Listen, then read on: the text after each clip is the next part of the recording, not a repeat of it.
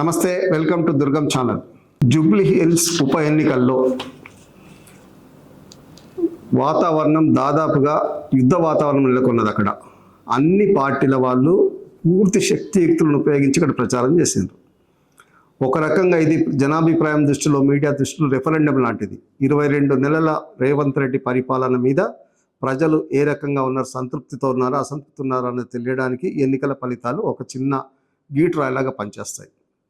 అయితే ఇది రెఫరెండం కాదు, చాలామంది చాలా మాట్లాడుతున్నారని రేవంత్ రెడ్డి గారు ముందే జాగ్రత్త పడి ఆ కామెంట్ రాకుండా చూసుకున్నాడు. కానీ ఈ ఎన్నికలు రేవంత్ రెడ్డి పరిపాలన మీద ప్రజల అభిప్రాయాన్ని తెలియజెప్పేవని మాత్రం మనం ఖచ్చితంగా చెప్పచ్చు.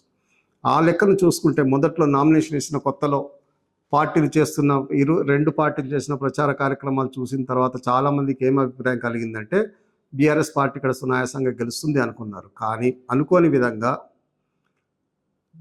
కాంగ్రెస్ పార్టీ వాళ్ళు చనిపోయిన మాగంటి గోపీనాథ్ గారి భార్యను, తల్లిని, కొడుకుని రంగప్రవేశం చేయించి వాళ్ళతో ప్రెస్ కాన్ఫరెన్స్లు పెట్టించి అసలు ఇప్పుడు పోటీ చేస్తున్న మాగంటి సునీత భార్యనే కాదు, ఆమె రెండో భార్య అని కూడా వాళ్ళు ఒప్పుకోకుండా దాదాపుగా ఆమెకు ఆ స్టేటస్ ఇవ్వడానికి సిద్ధంగా లేని విధంగా మాట్లాడుతూ మేము అసలు వారసులము, వాళ్ళకి అసలు ఫ్యామిలీ సర్టిఫికేట్ ఎట్లా ఇచ్చారు, వారసత్వ సర్టిఫికేట్ ఎలా ఇచ్చారని అబ్జెక్షన్ చేస్తూ కలెక్టర్ దగ్గర అప్లికేషన్ పెట్టి ప్రెస్ క్లబ్లో ప్రెస్ కాన్ఫరెన్స్ పెట్టి ఆ మొత్తం సానుభూతి లేకుండా చేశారు. దీంతో ఆవిడ సునాయాసంగా గెలుస్తుంది అనుకున్న పరిస్థితి పోయి టఫ్ కాంపిటీషన్ అయితే ఏర్పడింది.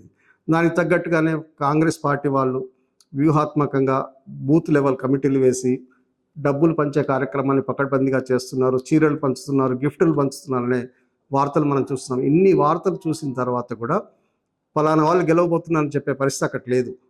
గెలుపు చాలా ఎన్నిక పోటాపోటీగా జరుగుతున్నది, నెక్ టు నెక్ అంటారు అట్లా జరుగుతున్నది.